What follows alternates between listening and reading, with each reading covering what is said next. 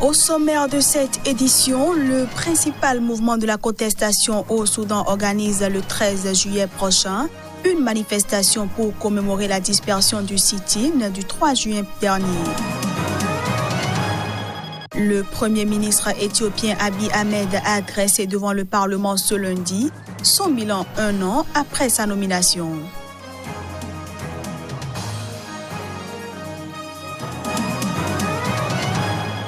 Et puis le Burundi a célébré à Bujumbura le 50e anniversaire de son indépendance en présence du président de la République, Pierre Nkurunziza.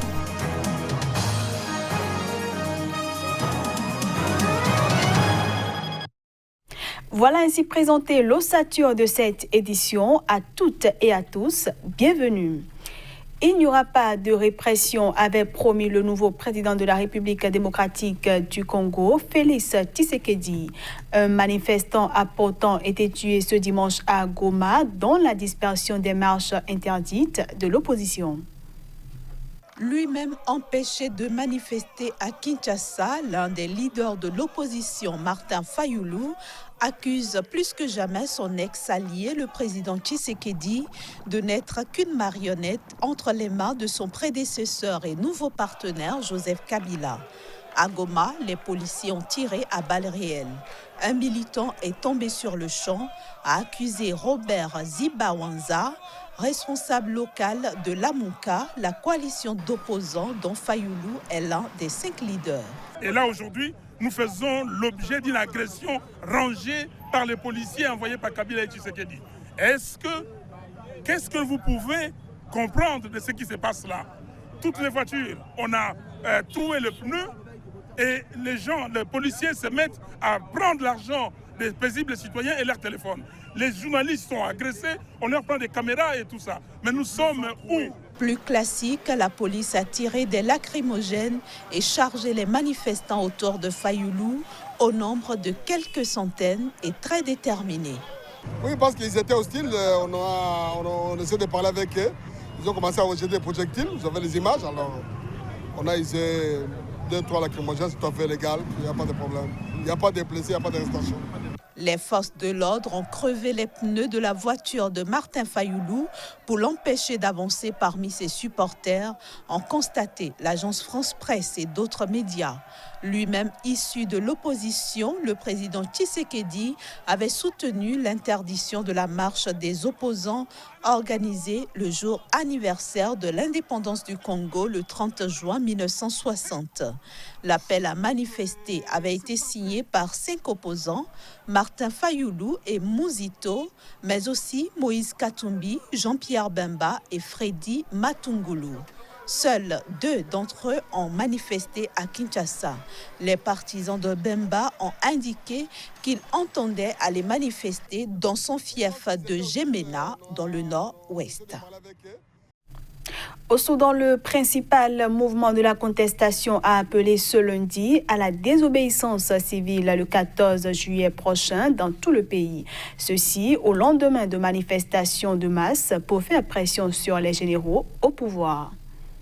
Au lendemain d'une manifestation massive à Khartoum, l'Alliance pour la liberté et le changement ALC, fer de lance de la contestation, a appelé ce lundi à la désobéissance civile le 13 juillet prochain, suivi d'une grève politique totale de tous les secteurs professionnels dans tout le pays le dimanche 14 juillet. Ceci pour commémorer la dispersion du sit-in du 3 juin dernier qui a fait des dizaines de morts et provoqué un tollé international. Dans leur bras de fer avec le Conseil militaire de transition qui tient les rênes du pays depuis la destitution en avril du président Omar el-Béchir, le principal mouvement de la contestation avait déjà organisé entre le 9 et le 11 juin une campagne de désobéissance civile qui avait quasiment paralysé Khartoum. Dimanche dernier, des dizaines de milliers de personnes ont manifesté à travers le pays pour que le Conseil militaire remette le pouvoir aux civils. 10 personnes ont été tuées et plus de 180 blessées dans les violences en marge des rassemblements, selon des bilans de la police et du ministère de la Santé cités par l'agence officielle SUNA. Déplorant ces violences, la France a appelé ce lundi les deux camps à progresser de bonne foi dans les négociations et à aboutir au plus vite à la formation d'un gouvernement conduit par des civils.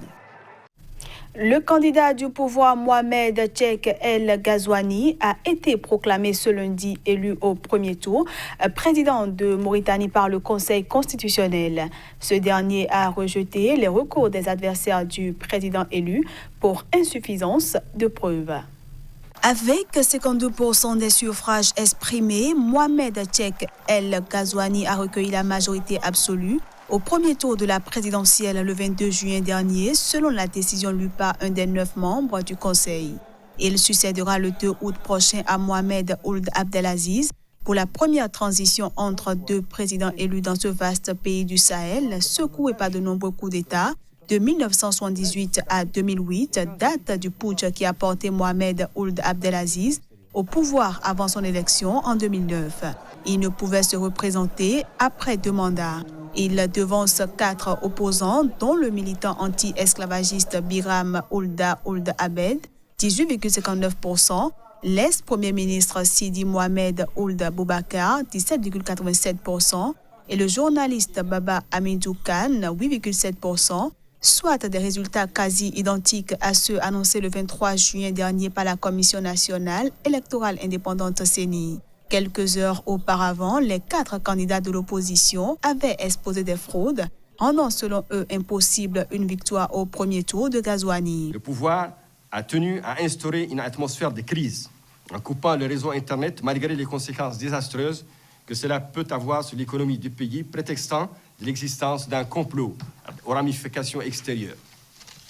Tout le monde sait que le combat que nous menons et que mènent avec nous toutes les forces du changement est un combat pacifique, civil et démocratique. Ould Abdelaziz a stabilisé la Mauritanie, frappée dans les années 2000 par des attentats djihadistes et des enlèvements d'étrangers, en menant une politique volontariste, remise sur pied de l'armée, surveillance accrue du territoire et développement des zones reculées. Mais les critiques se focalisent sur la persistance de profondes inégalités sociales et dénoncent des atteintes aux libertés publiques. Ce journal se poursuit. Environ 3 millions de Togolais sont allés aux urnes dimanche pour élire 1527 conseillers communaux pour 117 communes parmi les 11 447 candidats en lice. L'affluence qui était fluide dans la matinée s'est accrue dans l'après-midi dans certains bureaux de vote. Dans les centres des villes périphériques de Lomé, certains citoyens ayant accompli leur devoir civique se sont confiés à notre chaîne. Écoutons-les au micro de Ferdinand Gadé, notre correspondant à Lomé. Je pense que ça s'est bien passé et tout se déroule bien dans le calme. Oui, je suis candidate tête de liste.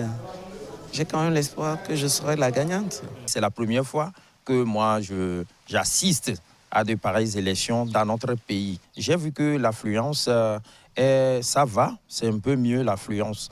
J'ai constaté qu'après les services religieux ce matin, les gens directement se rendaient aux urnes pour élire les délégués qui vont nous diriger dans nos communes. Mais j'ai constaté aussi que la population ne maîtrise pas et ne donne pas assez d'importance à ces élections. On ne connaît pas encore la valeur même de ces élections. On a commencé aux environs de 7 heures et tout a été bien jusqu'alors. On n'a pas eu de difficultés. Seulement, on a eu manque de quelques membres du bureau. Sinon, actuellement, tout va bien.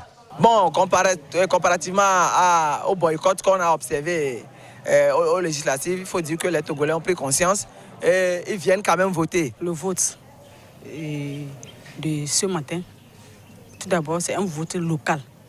Local que tout le monde n'a pas pu comprendre le pourquoi on vote.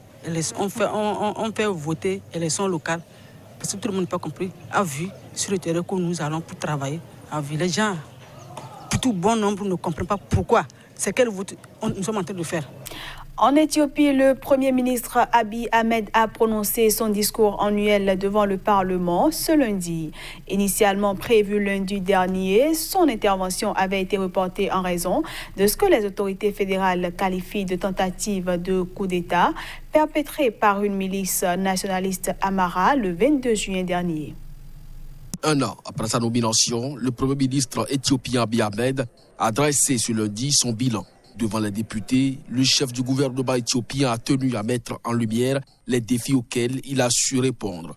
Mais il a aussi abordé la délicate question de la constitution fédérale alors que les revendications nationalistes se multiplient en Éthiopie. Dans une intervention plus longue que d'habitude, il a défendu ses grandes décisions comme celle de vider les prisons, inclure tous les acteurs politiques dans la vie civile, faire la paix avec l'Érythrée, libéraliser l'économie ou encore rapatrier autant que possible de gens parmi les 3 millions de déplacés internes. Il a également parlé de chômage, de macroéconomie et croissance économique. Alors qu'il était attendu sur les questions politiques, une semaine après ce qu'il a encore qualifié sans hésitation de coup d'État raté du nationaliste Amhara, et surtout la question de la constitution fédérale avec laquelle composent difficilement les nations qui forment l'Éthiopie, Abiy Ahmed a affirmé que le texte fondateur peut effectivement être amendé, mais par les urnes, non pas par la force. Le Premier ministre a dit aussi avoir entendu les demandes pressantes de certains peuples comme les Sidama pour plus d'autonomie, mais les a exhortés à la patience. Enfin, il a appelé les Éthiopiens à l'unité nationale. Le 57e anniversaire de l'indépendance du Burundi a été célébré à Bujumbura en présence du président de la République Pierre Nkurunziza. Les détails. Le Burundi a fêté ce lundi le 57e anniversaire de son indépendance. L'occasion pour le président Pierre Nkurunziza d'annoncer une série de mesures aussi symboliques que financières de nature à satisfaire une grande partie de la population. Et ceci à moins d'une année des élections générales, dont une présidentielle prévue en mai 2020. 4 milliards par an, multipliés par 57 pour comprendre combien d'argent les célébrations de l'indépendance nous ont déjà coûté. Combien on gaspille, combien cette indépendance nous a affaiblis. Normalement, les colons pouvaient être des hommes bons s'ils nous remboursent tout ce qu'on a déjà gaspillé pour ces 57 cérémonies.